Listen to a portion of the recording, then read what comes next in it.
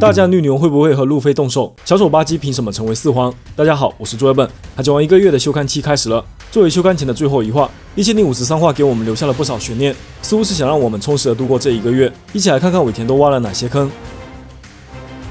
赤犬焚烧天地，亲自冻结一切；荒原闪光炸裂，藤虎坠降流星，而绿牛则是掌控生死。不得不说，海军大将们都是怪物级别的存在，个个都拥有毁天灭地般的实力。虽然关于大将和四皇的实力争论从来没有停止过，但丝毫不妨碍大将们一次次展现出碾压性的力量。绿牛和他的前辈们比起来，果实能力虽然没有那么有压迫感，却多了一份神秘和邪恶。1053话中，尾田在多个分镜里刻画了绿牛能力的细节。首先就是兔碗监狱的远景，现在是原囚犯采掘场，可以明显看到外围已经被丛林和花朵填满，甚至还有几朵小蘑菇。20年前，和之国原本就是一片生机盎然的景色。当百兽海贼团到来后，开始在兔碗一带建立工厂，一些山头开始变秃。在后来兔碗附近的密林，海多与玉田爆发决战，热息直接把这一带烧成了荒野，并在之后的20年里一直保持着这种状态。现在这片密林突然重生了，甚至连兔碗监狱的外墙都长出了植物。能在瞬间做到这一切的，也唯有恶魔果实的力量了。下一个分镜里，监狱内的惨状令人触目惊心，百兽海贼团的残党无一幸免，全部被植物贯穿。仔细看这些藤条的末端，漫画中都用涂黑来表现。如果这不是缠绕的五脏色霸气，那就是海贼们的伤口流出了血迹。遭到这些植物攻击的海贼们无一例外，都是一副精疲力竭被榨干的样子。巴巴努基原本是真打级别的干部，却完全没有还手之力，但他并没有死，他躺在地上呻吟。结合后面绿牛用电话虫呼叫军舰的行为来看，他的目的并不是在这里将海贼们处决，只是让他们完全失去行动能力，然后送上一个推进成无限期游玩套餐。海贼中这种夺取他人生命力，使对方完全失去行动能力的设定，还有另外一个东塔塔族公主曼雪莉的治愈果实。这个能力拥有极为强大的治疗效果，并且还能从健康的人体中抽出蒲公英一样的生命力实体，用作给伤员治疗的特效药。但如果抽取的生命力过多，人就会无法动弹。这个能力与现在绿牛展现出来的招式非常相似。一向以生命力强大而著称的动物系能力者，正好被绿牛完全克制。镜本该拥有强大的恢复能力，但此时他背后并没有火焰，这意味着他不能发动恢复能力。头上的绷带也暗示着他身上的伤势并没有完全复原。植物的压制让镜完全发挥不出原本的力量，只能被一步步榨干。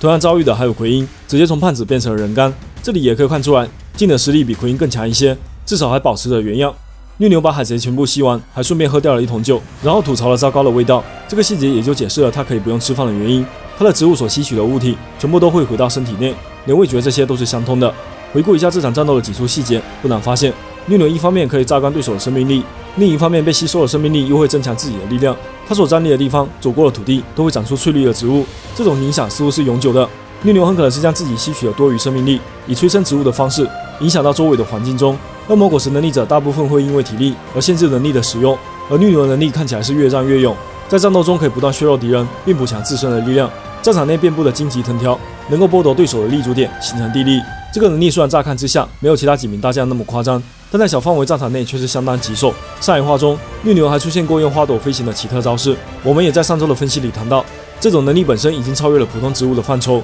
绿牛应该可以将植物进一步进化，或是创造出更强的生物。既然能用来飞行，说不定还能有更多超乎常理的用法。不过其本质依然是植物，植物的一些弱点，例如害怕火焰、害怕缺水等等，应该也会成为绿牛的能力缺点。这就必须提到绿牛人设的另一个特点：崇拜赤犬。赤犬所代表的是海军中的激进派，信奉彻底的正义，而赤犬的能力又是能够将一切彻底毁灭的岩浆果实。赤犬既是绿牛的偶像，又正好能够克制绿牛，这种奇特的呼应也是尾田在塑造人物时的惯用手法。小结一下，绿牛现在所展现出来的能力都是围绕植物这一核心元素，是一种将植物开发到极致，能够令植物进化出各种功能，在战斗中汲取对手的养分，使自身力量不断增强，并且有些招式已经超越了普通植物，能力大概率已经觉醒。说到这里，可能有小伙伴已经担心起来，绿牛这次来到和之国显然是为了收拾残局。那一打悬赏令排在最前面的就是路飞，那么绿牛会和路飞交手吗？1053话是大将绿牛的揭幕战，一个人轻松撂倒了2名大看板，足见其恐怖实力。在本话中，我们无法从画面里判断出镜和奎因的状态，他们是否依然在中山中，又为什么会出现在兔碗监狱？这些尾田都没有交代。但可以肯定的是，他们并没有打算放弃和之国。绿牛的话中隐约暗示着百兽海贼团残党原本正在准备着什么，而这个计划正好被绿牛撞破。先前巴巴奴基吃下了小玉的糯米团子，其实已经成为了友军，但这个时候他却和奎因和镜一起。很可能是在鬼岛决战后，残党们败退到兔碗监狱中，并给干部们治疗，准备反扑关月家。巴巴奴基只能继续演戏，还没来得及告诉小玉就被打倒。奎因和镜正在疗伤，没想到遇到绿牛，直接团灭。这时候时间已经过去7天。在之前的分析里，我们认为凯多和大妈已经随着爆发的岩浆飞出了和之国，而摩根斯的话里又透露出 CP 特工的最后一句话是比格曼的船，外加绿牛需要额外呼叫海军舰队，而不是直接让近海的政府舰队前来。这几个线索合在一起，就说明了一个事实：和如果近海可能已经没有世界政府的舰队，他们已经全灭，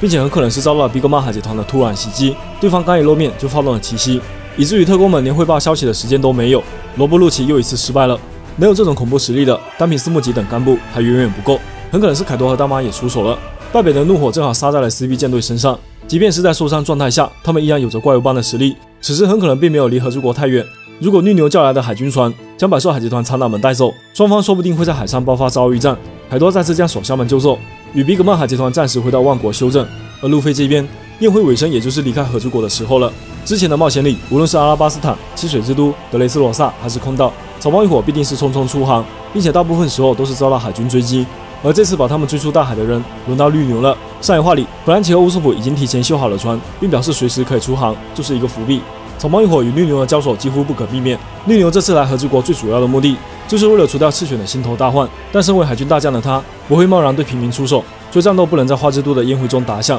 避免伤及无辜。绿牛更有可能会混入宴会中，与宴会上漂亮的小姐姐互动一番，再正式向草帽一伙以及其他海贼团摊牌。以绿牛击败镜和奎因的流程来看，他似乎喜欢让海贼们放弃抵抗，如果海贼们不听话，再用绝对实力将其碾压。绿牛与路飞的对峙中，很可能也会透露一点报纸上没有的关于外面世界的情报。虽然从遭遇藤虎开始，路飞就已经不再惧怕大将，但为了避免新生的和之国再次遭到战火，路飞也许会被拉着撤退，而桃之助和武士们留下来拖住绿牛。毕竟他们不是罪犯，绿牛也不会拿他们怎么样。复刻一次得到结尾，全民送别草帽大神团的情境，而大和作为凯多之女，继续留在和之国只会被绿牛逮捕，很可能在这个追击过程中想要搭上三女号加入草帽一伙，然后遭到路飞的拒绝。越是这种紧张的时候，路飞越是会有出其不意的行动。他很可能会坚持让大和以自我的意志，而不是玉田的意志加入他们。毕竟草帽一伙大部分成员都是哭着上船的，大和想要真正成为路飞的伙伴，也一定要有这样的桥段。路飞的这种要求也算是对称当年玉田想要出海时八屋子对他的考验。那么问题来了，这一次草帽团出航目标是什么呢？1053话最让人惊讶的，除了大将绿牛，还有复活的光月寿喜烧。早在去年9月份，那期1026话细节分析里，我们曾经详细讨论过飞彻与寿喜烧这两名角色间的联系。飞彻登场时，身份介绍里有美少女收藏家这样的字眼。934话时，溜进将军城堡地下的布鲁克，发现过一个摆满木戒指的房间，木戒指其实就是一种人偶。后来在962话，更是直接出现过光月寿喜烧摆弄人偶的镜头，说明光月寿喜烧和天口上飞彻一样，都喜欢人偶。这是尾田留下的最大暗示，也说明了这个设定应该是早就想好了。不过当时因为耳朵轮廓、职业身份以及对桃之助这些后辈的称谓，让我们排除了飞彻就是寿喜烧的嫌疑。没想到在1053话，尾田用一个乔装以及自责心理圆回了这些设定，许多问题都有了答案。比如光月家虽然是时光一族，但是寿喜烧的个人兴趣是断刀，所以他依然是一名断刀匠。飞彻在摘下面具后有一个拿掉耳垂的细节，这也是他伪装的一部分。因为自责自己放纵大蛇夺取了这个国家，选择了不与桃之助等人相认，所以在外人面前继续称呼他们为大人，但又补了一句家臣们或许已经察觉了，这就给未来爷孙互认埋下伏笔。不过还是有一些坑没填，比如当年在辅佐之行前，玉田曾经把2把佩刀交给石夫人，但后来这2把刀又到了飞彻手中，而他应该是在玉田死后才逃出地牢，这中间有一段时间差，也许只能等尾田以后有机会再来填坑了。总的来说，尾田将寿喜烧这个角色留下，对于推进剧情还是有很大帮助的。首先就是因为光月玉田去世而失传的古代文字读写之法，现在可以继续传承了。历史正文由光月一族打造，罗宾虽然可以读懂，却无法在石碑上书写内容。现在寿喜烧可以将这门技艺传承给桃之助和日和，光月一族的历史使命也可以继续传承了。历史正文也许在未来还会继续书写更新。其次就是冥王的秘密，从阿拉巴斯坦到和之国，从202话到1053话，这超过20年的漫长伏笔，终于又一次浮出水面。而寿喜烧就是揭开这个秘密的关键人物。和愚人岛的龙宫王国一样，关于古代兵器的终极秘密都是由王族守护。记载波塞冬秘密的历史正文藏在加亚岛，后来到了空岛；记载冥王秘密的历史正文藏在阿拉巴斯坦。不难发现，这些历史正文所在地都与古代兵器真正产生的地方相隔甚远，这似乎是一种保护手段，即便秘密被人发现，也不能轻易找到。冥王普鲁托是一艘超级战舰，据传可以一炮毁掉一座岛，如此惊人的威力，想必这艘战舰的体型不会太小。然而整个和之国篇压根就没有任何蛛丝马迹，凯多在和之国盘踞了20多年，也没有发现冥王。如果说光月一族是为了保护冥王才将和之国闭锁起来，那么他们会将冥王藏在什么地方呢？答案也许还得从相主身上找。鬼岛决战，相主曾经一度出现在和之国近海，为了协助桃之助完成开国，他的去留被五岛星视为和之国开国与否的标志，因此相主应该是开国必不可少的力量之一。作为一头巨象，如果他要取出什么东西，或者是发动攻击，都会用鼻子来完成。生命卡里，向主的食物就有空岛的苹果和海底的巨型海带，所以向主可以轻易取得天空和海底的物体。而冥王的藏身之处又有3种选择：和之国岩层中、和之国天空以及和之国海底。如果在岩层中，如何放进去，以及未来重新取出时会不会破坏和之国本土，这些都是比较难解释的问题。和之国地下遍布岩浆层，如何保证战舰不被损坏也是个难题，所以藏在岩层中的可能性比较低。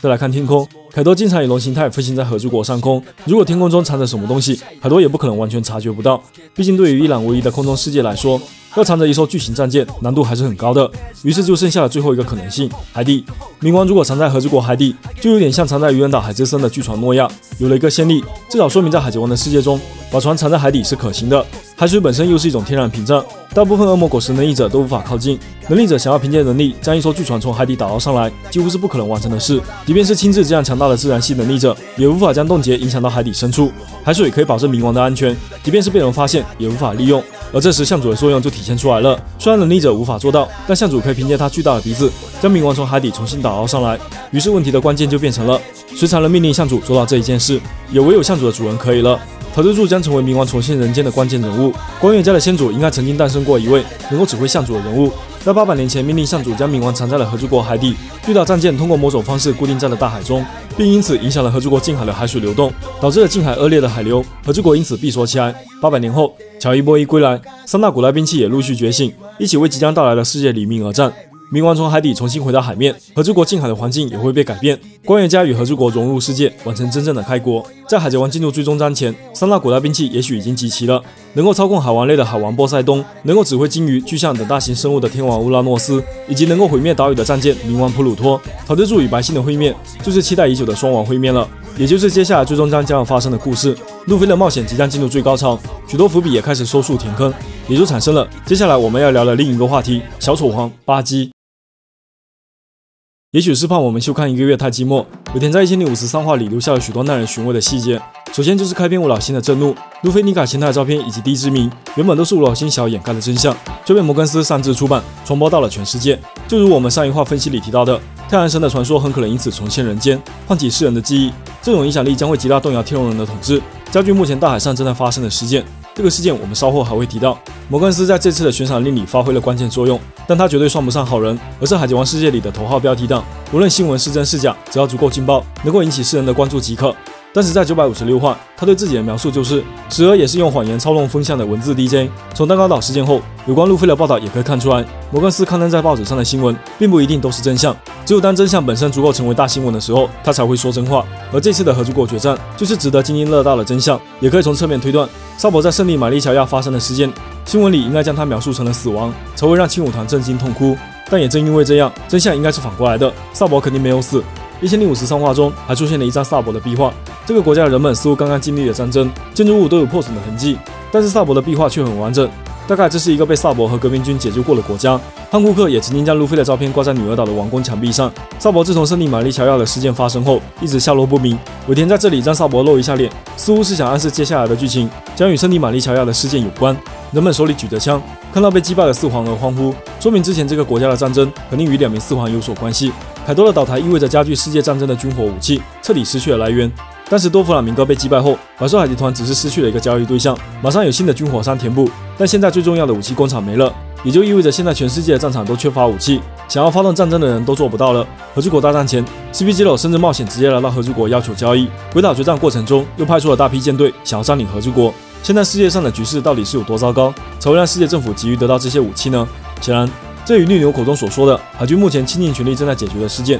应该是同一个。带着这样的背景，我们再来看这次路飞等人的赏金以及新的四皇。路飞、基德和罗这一次3人都具备了同样的悬赏金，许多小伙伴都觉得不公平，无论是从战绩、实力还是威胁程度，路飞应该都要比另外2人的赏金更高。但现在这种赏金一样的反常结果，恰恰说明了吴老星想要掩盖路飞的实力，甚至想要像当年隐藏掉罗杰的低之名那样，把路飞的低之名也藏起来。路飞后面又被认定为4皇的地位，也说明了他的真实评价要高于另外2名船长。世界局势正处于混乱中，吴老星想要维持4皇的势力平衡，来减少新世界的动荡。就像当年顶上战争后，七武海出现了多个空缺，巴基就是那个时候凭借自身的运气和手下们的实力成为了七武海。这一次又是时势造英雄，吴老星很可能也给他开出了一个惊人的悬赏金。巴基被捧成了4皇，并因此来吸引世人的目光。那么巴基真的是实力突飞猛进，击败了什么不得了的家伙吗？显然不是，因为这次被拉下马的2名四皇都在和之国。那么更有可能的就是复制上次成为七武海的模式，他的麾下又招揽到了不得了的战力，得到了惊人的力量，